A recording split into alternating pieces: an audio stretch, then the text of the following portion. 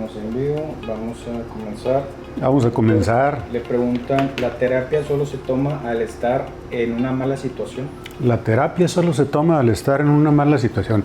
Es una pregunta que nos mandan a las redes y les agradecemos mucho porque nos permite hacer una aclaración muy pertinente. Efectivamente, las personas buscan con mayor frecuencia terapia cuando se encuentran atravesando por una crisis de vida, una situación problemática, de pareja, de trabajo, de familia, etc. Y por supuesto que este tipo de terapias, que se denominan terapias de apoyo, son muy favorables para resolver el problema por el cual está atravesando la persona.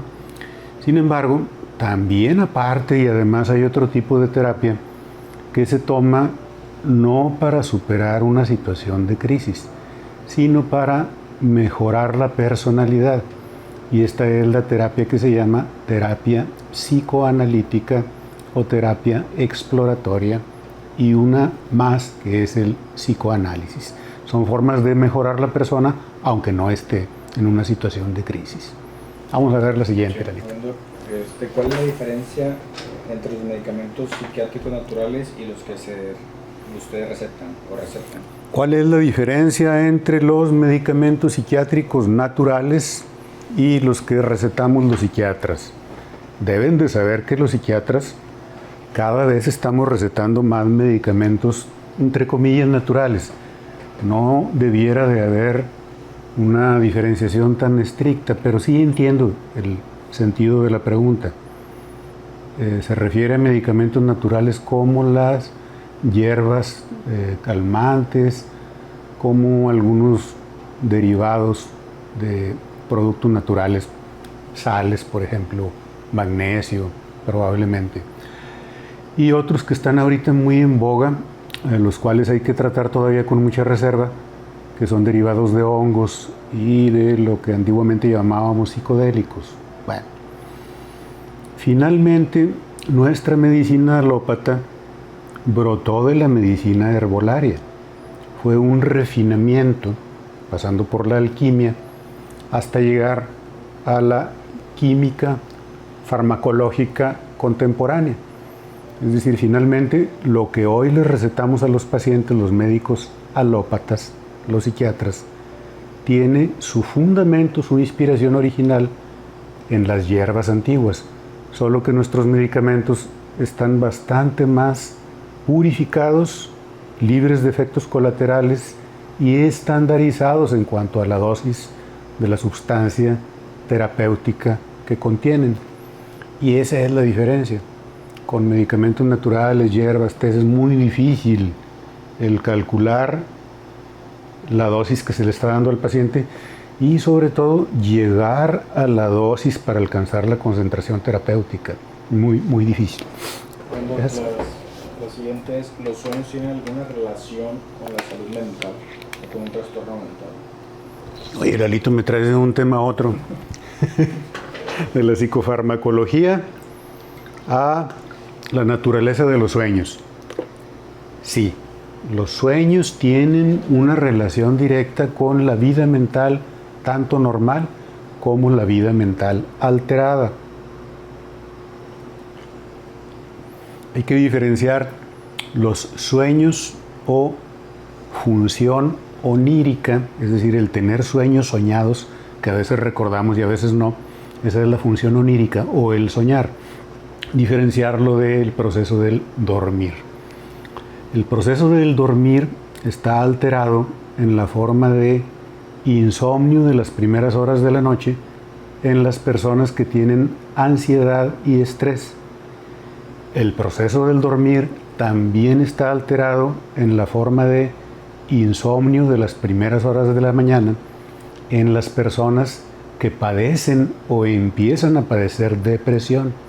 Despertar demasiado temprano, cuando todavía no amanece, en la madrugada, es uno de los primeros indicadores depresivos, así como la dificultad para conciliar el sueño en las primeras horas de la noche es un indicador de los trastornos de ansiedad.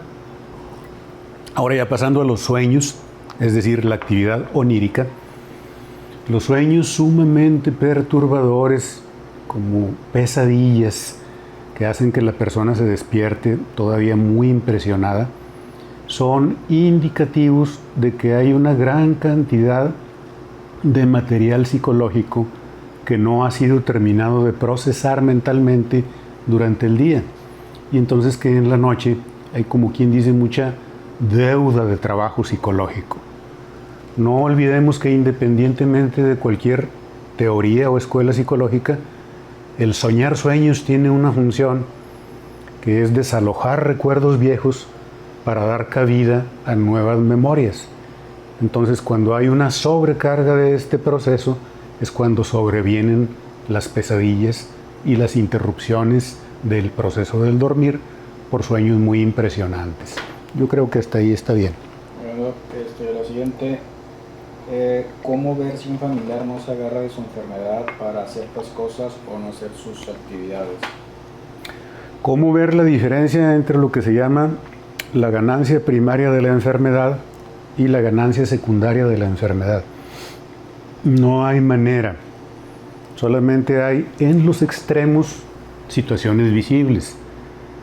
La ganancia primaria de la enfermedad emocional, psicológica o psiquiátrica es la ganancia que obtiene el funcionamiento inconsciente de la persona, que a través del sufrimiento de los síntomas, aunque parezca raro, aunque suene extraño, sufrir emocionalmente puede ser ventajoso en otro ámbito para una persona, como cuando ello le impide tener que tomar una decisión que sería muy dolorosa. Esa es la ganancia primaria de la enfermedad. Pero hay situaciones de ganancia secundaria en donde la persona ya aprendió con la vida que cada vez que se siente enfermo, entonces la familia le cuida, en el trabajo le otorgan una licencia, recibe más atención de quienes le rodean. Esto es la ganancia secundaria. De este concepto se ha hecho un abuso, porque se ha convertido luego en una frase muy común que se les dice a los pacientes, por cierto muy injusta, que si tienen ansiedad o depresión o alguna forma de padecimiento emocional, entonces están queriendo llamar la atención. Esto es por completo falso. Aunque una persona decidiera fingir síntomas para llamar la atención, estaría con ello denotando una enfermedad emocional, el trastorno por simulación de síntomas, ya fuera físicos o psicológicos. De tal manera que esta diferenciación es muy difícil y principalmente no es útil. Las personas deben de buscar atención por sí o referirse a atención psicológica. Bueno, la siguiente dice, mi novia tiene un trastorno mental, pero estoy inseguro al casarme con ella. ¿Qué hago? Dice, mi novia tiene un trastorno mental y estoy inseguro de casarme con ella. Nos plantean a veces situaciones en las cuales es muy difícil opinar de manera puntual, pero se intenta como quiera una explicación general que pueda servirle a personas en situaciones similares. Antiguamente, algunas enfermedades mentales como la esquizofrenia y el trastorno bipolar con síntomas psicóticos se consideraban condiciones mentales que hacían que una persona no tuviera expedito el uso de la razón, es decir, la condición mental, la capacidad mental suficiente como para tomar decisiones en asuntos de tal importancia como el casarse. Y esto con el advenimiento de nuevos tratamientos que ha hecho que las enfermedades disminuyan en su gravedad, se atenúen muchísimo, ha pasado a ser una cuestión relativa. Yo creo que la persona que nos está escribiendo con su novia con un problema posiblemente no tenga estas enfermedades, sino algo como ansiedad, depresión o lo que está hoy muy de moda, el trastorno límite de la personalidad o TLP, que se ha vuelto muy famoso por películas y series. Bien, estas situaciones no proscriben, no limitan el derecho de tener una relación de pareja o de casarse. Lo que sí es recomendable que se reciba atención médica, psicológica y terapia de pareja para que la relación pueda alcanzar su mayor salud a pesar de los síntomas que tenga alguno de los miembros de la pareja. Que por cierto, cuando se elige convivir y vivir con una persona que tiene un trastorno, no es al azar, no es como es que yo no sabía y hasta después me di cuenta. Algunos síntomas o rasgos de carácter de la persona, incluso algunos de los que se llaman desadaptativos o patológicos, hacen que la pareja la elija. A veces se elige por las afinidades y a veces se elige por los problemas psicológicos que son complementarios. Esto también debe de saberlo el novio que nos escribe. La siguiente dice, ¿cuál es el tiempo normal de una depresión por una situación difícil? ¿Cuál es el tiempo normal de una depresión por una situación difícil? Bueno, parece ser que esa pregunta se refiere a la depresión que ocurre en el duelo, en la pérdida de una situación que es muy valorada, una relación de pareja, la muerte de un ser querido, la pérdida de un empleo que era muy bien pagado, etcétera, etcétera. Ocurre un periodo de tristeza, nostalgia, lamentación, disminución del nivel de actividad, que puede durar hasta 3 meses. De ahí en adelante empieza a considerarse un duelo complicado por depresión. También, aunque sea muy corto tiempo, como 2 semanas, si los síntomas son tan graves que incapacitan a la persona para seguir funcionando, entonces ya es una depresión no normal, para tratar de hablar el mismo lenguaje que nuestro público. Ninguna depresión es normal, pero hay síntomas de tristeza, nostalgia y disminución de la energía que se entienden como consecuencia del proceso. Cuando llegan a interferir la vida de la persona, ya no son normales. La siguiente es, ¿comer por ansiedad a qué se debe? Comer por ansiedad a qué se debe. La epidemia de nuestro tiempo de que existe una sobreabundancia, una facilidad enorme para adquirir productos altamente calóricos. En cualquier tienda de conveniencia, en cualquier lugar se pueden encontrar. Y entonces esto nos remite en su explicación al hecho de que nuestro sistema nervioso, nuestro cerebro, reacciona ante las situaciones de peligro o de frustración o de ansiedad, como nos está diciendo la persona, con la búsqueda de algún reasegurador, de alguna recompensa, de algún estímulo que disminuya la respuesta de ansiedad. Y las sustancias que desde toda nuestra historia como seres humanos y como mamíferos, es decir, nuestra filogenia, tiene equipado a nuestro cuerpo con el mecanismo de que el consumir un alimento que rápidamente distribuya energía en nuestro cuerpo, como son los alimentos calóricos, los carbohidratos, ocasiona un estado de recompensa, como una tranquilización, como si a través de asegurar nuestra supervivencia física, fisiológica, a través de ingerir un nutriente, también la mente sintiera el efecto tranquilizante o reforzador de que por lo menos la subsistencia básica y el placer de saciar algo, que puede ser una necesidad de otro tipo, pero saciarlo a través de los carbohidratos sería la vía común de los estados de frustración. Este sería el motivo por el cual comemos ante el displacer.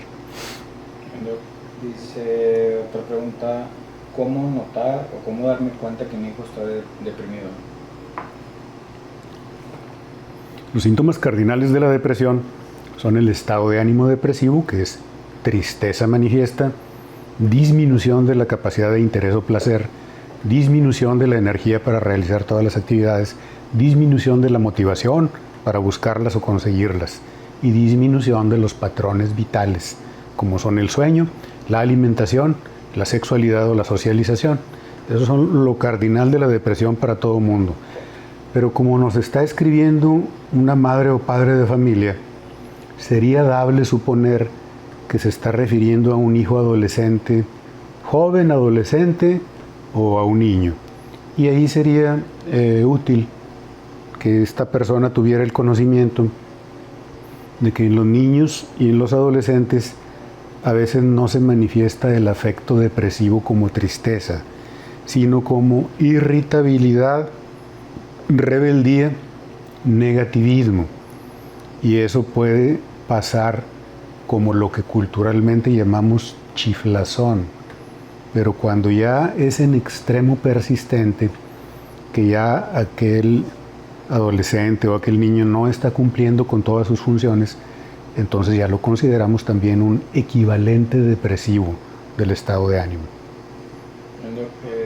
¿Cómo elegir a un psiquiatra? ¿Qué debo de tomar en cuenta? Bueno, pues esta es una pregunta muy delicada para nuestro público y también para el gremio de colegas.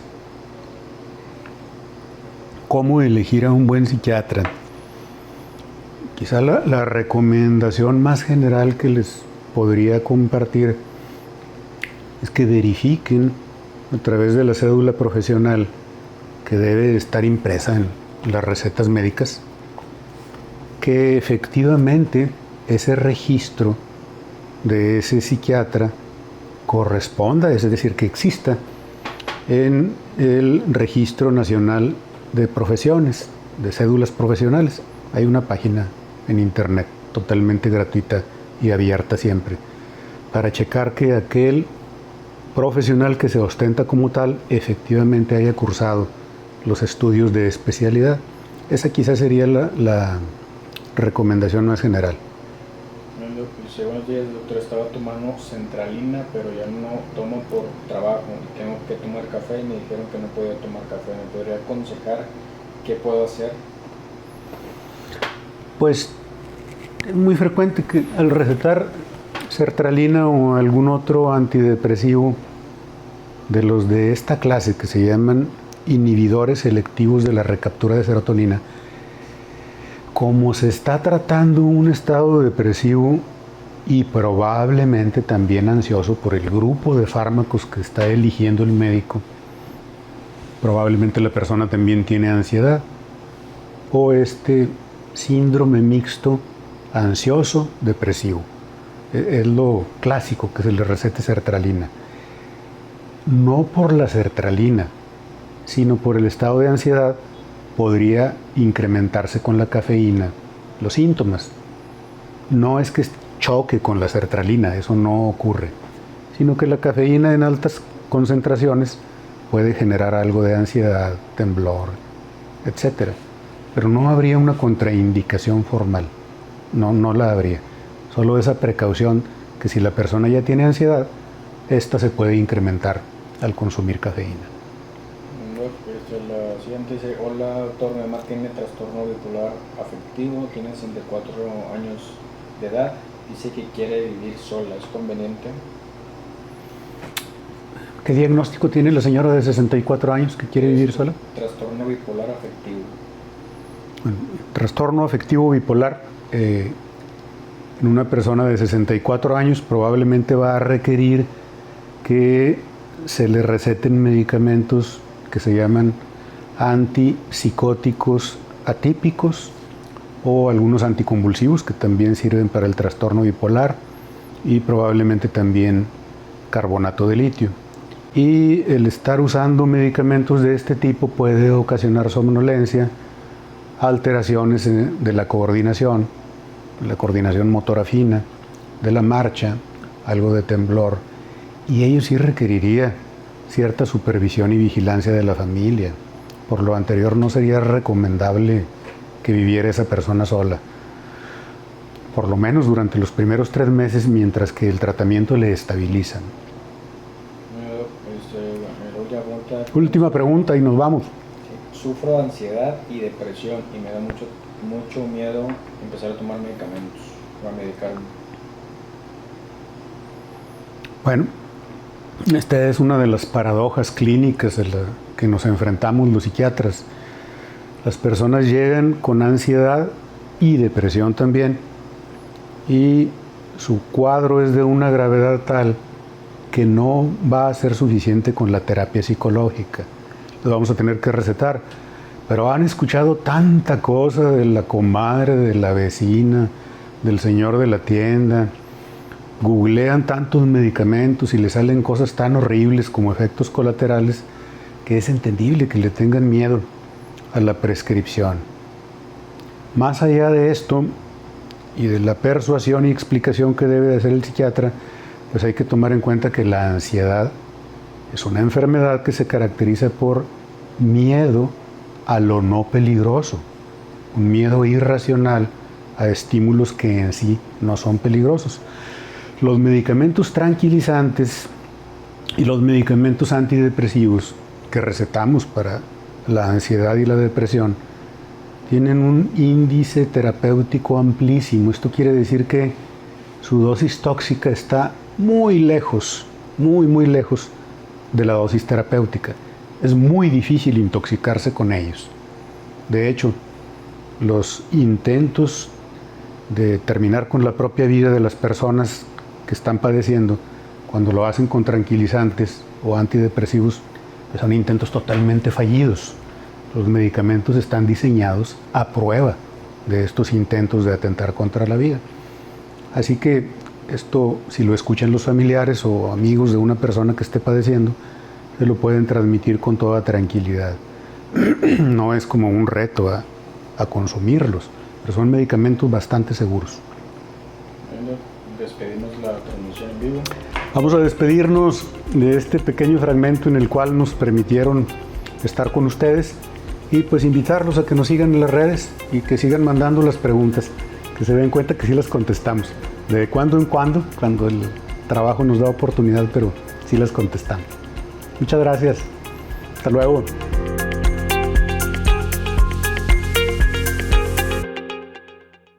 Los seguimos invitando para que visiten nuestro sitio, para que se suscriban al canal y sigan viendo estos temas sobre salud mental, psiquiatría, psicoanálisis, que sean de su agrado, de su interés, y que lo compartan con familiares o amigos que sepan que puedan beneficiarse también de esta información.